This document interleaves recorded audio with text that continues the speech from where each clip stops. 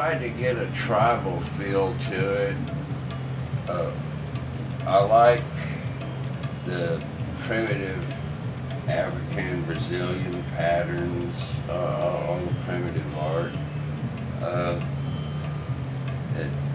There was several other pieces like this one, 2 or 3 of them, that I put the colors in. It just has some movement, and it's like music to me. It's like orchestrating a song. All the shapes and colors all have to have a harmony, like a musical notes flowing. This piece here probably was done in 1986. I was living in Naomi, Georgia.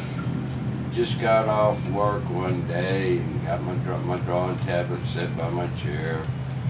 And this before I got into making shadow boxes.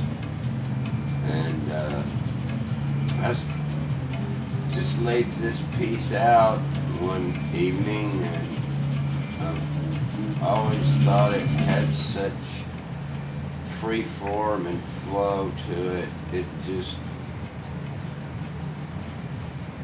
I don't know, I see buildings, and I see destruction, and I see birth, and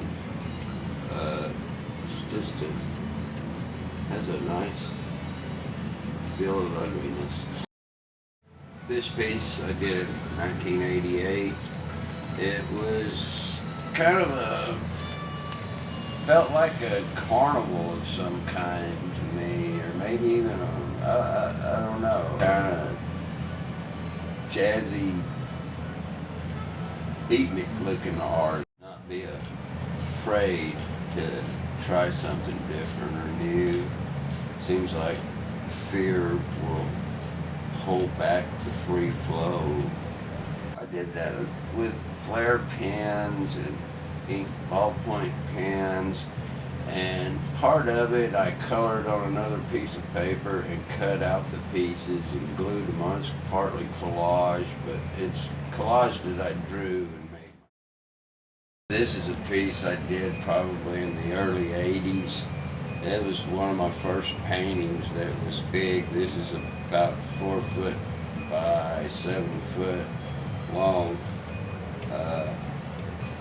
It was a real free-flowing painting. I believe this is one that the community kitchen has in their collection now. This is also a painting that I done in the 80s. I believe most of these now, I think, are at the community kitchen. Spacey looking piece.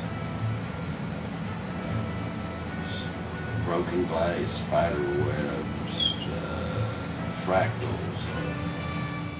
This was done, I believe it was my very first painting on a canvas. I stretched the canvas myself.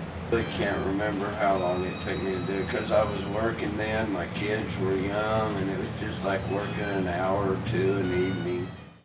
You can see with some of my early works that my elements seem to, I use a lot in a lot of various things I've done. You can see a lot of these elements reflected. And it's in other pieces that I've done. Even in the shadow boxes I do today, you can see I try to do some of these elements, especially the circles. I'm kind of compulsive about those.